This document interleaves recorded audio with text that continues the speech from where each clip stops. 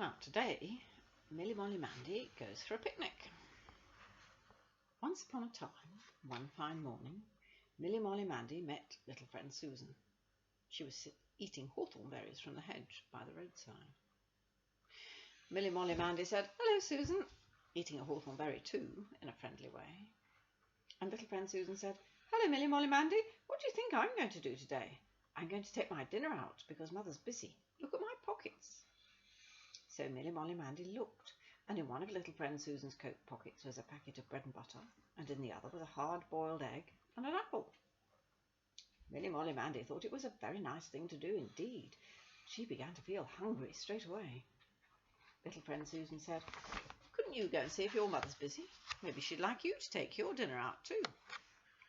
So Milly Molly Mandy gave a little skip and ran back to the nice white cottage with the thatched roof to ask Mother. And Mother looked at Milly Molly Mandy consideringly and said, "Well, maybe I can manage to be too busy to give you your dinner properly today, Milly Molly Mandy."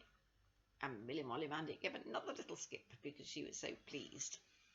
So Mother gave her a packet of bread and butter to put in one coat pocket, and a hard-boiled egg and an apple to put in the other, and told her to take her scarf and not go in damp places and get muddy. And then Milly Molly Mandy gave Mother a kiss for goodbye and thank you, and ran out to little friend Susan. And they started off down the road with their bulging pockets. When they came near the village, they met Billy Blunt walking along, and Milly Molly Mandy said, "Hello, Billy, where are you going?" And Billy Blunt said, "Home to dinner." And then Milly Molly Mandy said, "Susan and I are taking our dinners out because our mothers are busy. Look at our pockets." So Billy Blunt looked and saw the packets of bread and butter in one of their coat pockets and the hard-boiled eggs and apples in the other, and he thought it was a very nice thing to do indeed, and he began to feel even more hungry than he did before. Milly Molly Mandy said, "Couldn't you go and see if your mother's busy? Perhaps she'd like you to take your dinner out too." So Billy Blunt thought a moment, and then he went in to ask his mother, and Mrs. Blunt said yes, he could if he liked, and she gave him a packet of bread and butter to put in one coat pocket, and a hard-boiled egg and an apple for the other. And Billy Blunt came out and joined Milly Molly Mandy and little friend Susan, all having bulging pockets. And then Billy Blunt said, "Where are you planning to go?" And Milly Molly Mandy and little friend Susan said, "Down by the crossroads and along to the woods." Billy Blunt thought a moment, but he couldn't think of anywhere better, so they all started off with their bulging pockets. As they passed the big house with the iron railings by the crossroads, the lady who lived there, that's Grandpa passing, I've lost the place now. The lady who lived there, her name was Mrs. Green, was just getting her motor car out, and the little girl, her name was Jessamine, was waiting by the gate. Milly Molly Mandy smiled as they passed, and the little girl Jessamine said, "Hello, Milly Molly Mandy. Mother and I are taking our dinners out because Cook's away. Look at our basket." So Milly Molly Mandy said, "We're taking our dinners out too. Look at our pockets." And then Mrs. Green came up and said, "Are we all taking our dinners out? What fun! Wouldn't you like to come with us and eat them on the downs?" And Billy Blunt said, "Yes." And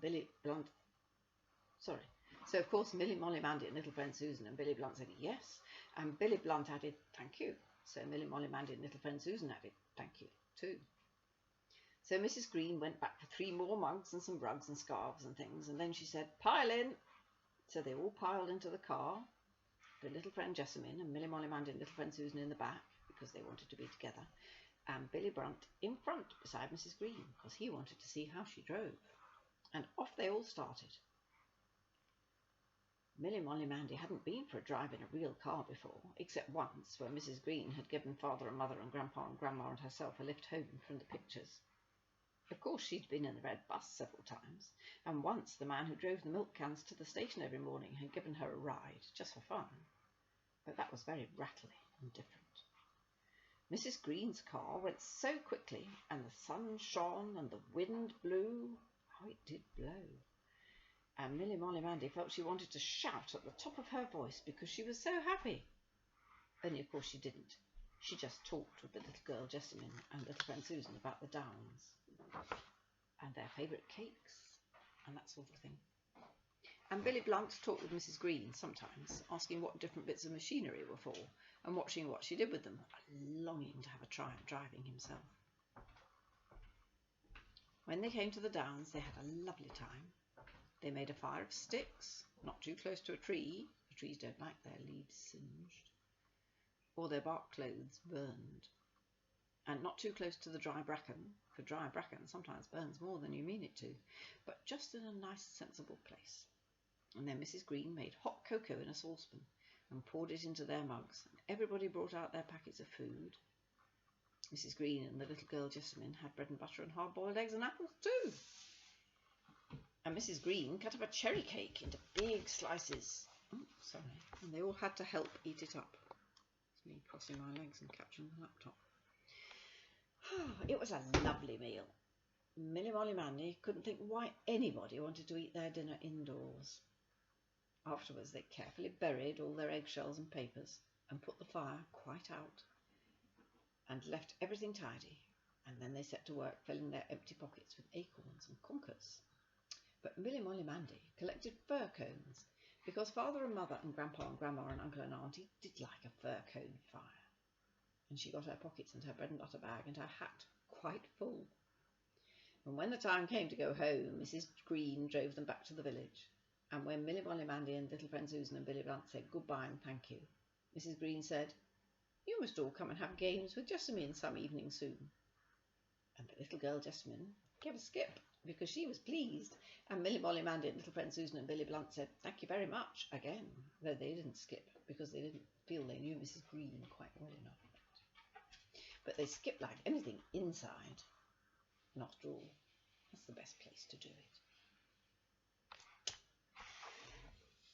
And that's it for today.